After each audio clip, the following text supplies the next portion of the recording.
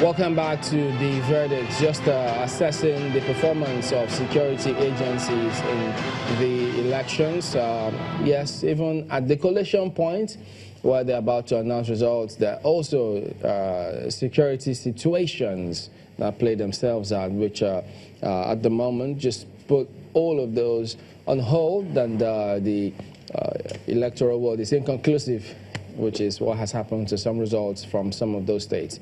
But let me get back to Mr. Alobi on this. I mean, you were talking about politicians, how they need some more education, how we also need to look into our curriculum. But, you know, there are also several footages making the rounds out there about police officers, the way they conducted themselves, particularly in Rivers, some in Ogoni area, different footages coming through, which leads me to ask then, because if politicians give some policemen certain instructions or orders or directives, the policemen being the professionals, why can't they turn these directives down and refuse to obey them if they are not good enough?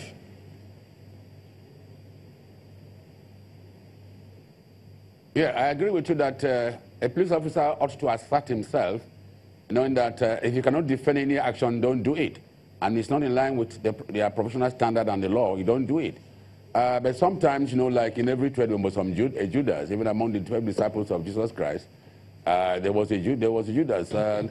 Like the Igbo man will say, they can only vouch for the child in the womb. Cannot vouch for the child behind his back. A monkey can only vouch for a child because the child who is on the back can stretch his hand and pluck a banana from somewhere. So they are bound to some non-conformists or deviants, but that's why we have disciplinary procedures. Such persons will be phased out, and anybody whose action runs contrary to the laid down rules of engagement and the professional conduct, I think the action will be taken against such person. But generally, you know that you will agree with me that the police have done very well in the elections, both on the 23rd of February and the 9th March. They've done generally very well. Even most people have come to commend the police and that they've demonstrated professionalism. And that is based on the fact that before the election, I directed that they should be training on capacity building, on democratic policing and election security management in all the trades of the Nigerian police force. And that has contributed very, very much in ensuring that police officers carry out their functions professionally and in line with the professionals and the ethics and profession of policing. But then you know that bound to be there. You don't have a perfect society where everybody will have to conform with the rules. That's why we have sanctions, because it's anticipated that they're bound to be breached. And I think such persons will be dealt with accordingly. But generally, I think I'm very proud that the police did very well in all the elections. And I think the politicians should also appreciate. The life is built on principle of reciprocity. The police have been able to provide, and other security agencies have been able to provide an enabling environment for them to cast their vote and elect these leaders. When they go into power, they should also reciprocate and ensure that the police are also being taken care of. For instance, like I want to strongly appeal that the 9th Assembly, the National Assembly that's coming on, should ensure that the police trust fund that is ongoing in the National Assembly is passed into law, so that will at least help the police in terms of funding. And also, I appeal that Mr. President should also see that maybe within this, now we should start being proactively preparing for the next election. Because if police are properly funded, equipped, and we have adequate manpower to meet the security and policing needs of the country, I think they don't need to bring the army into policing elections. So I think these are issues that should be, in this process of the next 4 years, should be looked into. The government should look into it, and the National Assembly should also look into it, on how we can empower the Nigerian police force, motivate them, and have the strength that can equally effectively police the nation, and police our elections, and also ensure that you have internal security of the country. Right. Does the police gauge public opinion concerning their conduct, and what do they do with them? Oh, very, very much, very, very much. He said, I used to be the PRO in Old Anambra State when I was a DSP. The police are very, very, very, very conscious about the relationship between the police and the public. That's why we even have the PCRC. That's why we have the Public Relations Department. Because we need to see how it can interface, how can at least build up and see whatever, if there's any breaches, complaint against police officers, In fact, police is the only institution that fishes out its officers and deals with them accordingly. Unlike other agencies who probably say they steal their men. We don't tolerate that. For us, it's zero tolerance, because anything that will negate, that will impede on the corporate image of the Nigerian police force will not be tolerated. Like the President IG said, he has come to redeem the lost glory, to restore the lost glory of the Nigerian police force. And that glory can only be established when officers and men behave professionally, and their actions are in line with professional conduct, and their actions are in line with best international best practices, and they're in line with the rule of law and democratic policing. And that's why the IG has directed that, in fact, like I said earlier, they carried out capacity building training on all officers of the Nigerian police on democratic policing. That is policing in conformity with democratic norms and values. And that is why, throughout the election, most of the Nigerian police force officers who were deployed demonstrated this attitude in the course of their election duties. So I think I'm very proud that the police did very well in this election. There are bound to be some minor. You don't have a perfect system. Yeah, yes, Mr. Lobby, because the rules. Let me pick you further on this. Let me pick you further on this. If you say that the police respect public opinion, and what do you do in an instance, for instance, this election? We've seen possibly pictures that we cannot show, but we have confirmed pictures of the police carrying out acts that are not in line with their modus operandi in the field. As a matter of fact, in some cases, some policemen have been trigger hungry, and they went ahead to do that. When you get those kind of footage, what do you do in that situation?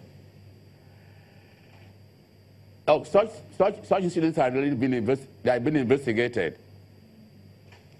In fact, we have a department that is the human rights index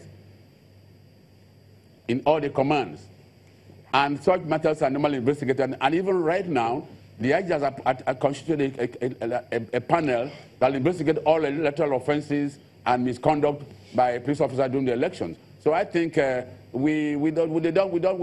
police don't have a tradition of not hiding those who misbehave, the delinquents, or those who behave contrary to the rules of the ethics of the profession. We have code of conduct. This is very emphasized, and I think that's why we have sanctions, and those disciplinary procedures are normally going to be put in motion, and ensure that when those footage have been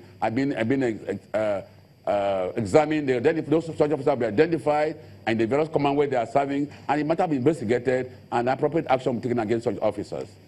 Mr. Nambo, you know, I will also expect that, as he has submitted, that it will be investigated. The same thing also, even possibly the army even goes further to court-martial officers that are found to have gone out of the rules of engagement out there in the field. Yeah, right. But do you see that happening? We've hardly have we seen, correct me if I'm wrong, for the conduct of elections, if a military officer goes out of the rule of engagement and goes a little further to be high-handed in the case of dealing with the civilians, gets reprimanded or even gets court-martialed?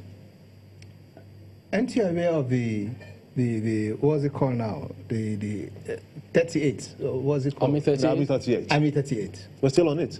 Some of them went to court saying they were wrongfully dismissed. Yeah, sure. The point I'm trying to bring out is that Army 38 is a clear example of the fact that, look, the Army takes or has this internal mechanism for addressing some of these issues, and of course, Army 38 got blown out. And they actually feel that they have been unjustly treated. Yeah, well, they could some be of right, them, could be some wrong. of them say they were unjustly discharged. I really don't want to go into that issue, but the fact is that they could be right, they could be wrong. Let's leave that for the right institutions or whatever to address them. I just want to chip into what the retired CP was just saying. Actually, besides the establishment of the human rights desk in some of these police divisions, you know, scattered all over the country, I think it's high time we began to, or we opened up a discussion on the need for the establishment of electoral policing units within the police itself. Such policing units will be able to cater for all electoral-related matters, safety, security, enforcement, prosecution and what have you. Because we have things like this in the UK and some other climes. Because frankly speaking, if we have that in the police now and they begin to build upon their experience, at the end of the day, we discover that, look, the police is becoming better capacitated to be able to address some of these issues. But to a greater extent, it will be able to help put away.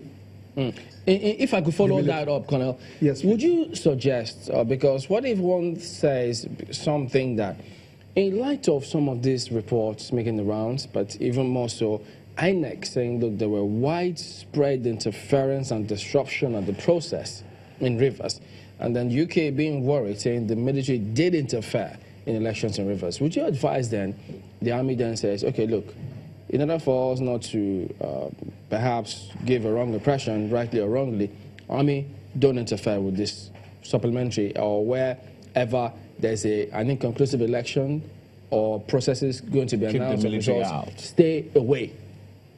I know definitely the military hierarchy will take very serious steps. Now, what would you suggest? What would you suggest in order to deal with this impression? My suggestions are that the military should stay away from areas in which they are not expected to be involved. Like River State? No, I'm talking in terms of the process now. I'm not talking of the general. I'm not talking of the general elections now again, because some states now, and some other states that are inconclusive also. What do we do in this instance? Will you subscribe that the military stays away, because the police now has the capacity and have the numbers? Let's get something straight. In areas like the Rivers, like Rivers State, you know, Rivers has its own peculiarities. So should the army be there or not? We would need the military in certain aspects. I don't believe in we having the military, say, in what's it called, collation rooms, or having them at polling booths. No. But I believe that we should have the military playing a role that will be able to give the electorate enough confidence to come out and vote that, oh, I think I'm safe if I'm seeing these people around protecting me. I'm not saying they should be at collation centers. I'm not saying they should be What if the mere sight of the military scares people from coming out to vote? Just what if? Just say. Yes. Put them away and then invite the militants. I hope you know we're talking about Rivers State here, where nearly all the major political parties we're talking about have their militants. But you just said now that you expected a coasting home. Yeah. That you expected a coasting home. Yes. That's what you said in your opening statement. You expected, since APT didn't have a candidate, you expected it to be smooth. That was my initial thought. That, look, it would be just a smooth thing. I mean, I was not even expecting the election in Rivers to go beyond 6 hours. It's all over. Because, I mean, let's face it, a good number of those who belong to the other party whose candidate is being disqualified, some of them already have lost interest in the elections. I hope you know that. And if I were to be there and be part of them, definitely a lot of apathy will set in. We all know that on the other opposing side.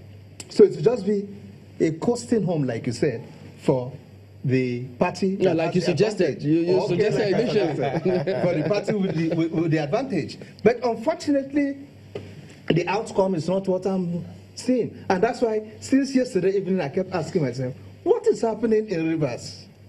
What could be happening in Rivers? I thought they said this guy has no candidate. So what's happening? Well, I guess we'll expect security agencies to review their strategy. Now that INEC has said there was widespread disruptions, we'll look to see what happens next. But gentlemen, I want to thank you for coming on. Retired Colonel Stan Labo. We also had the former Commissioner of Police in the FCT, Lawrence Alobi. Thank you both for coming on this morning. We'll be back in a moment. Stay with the verdict.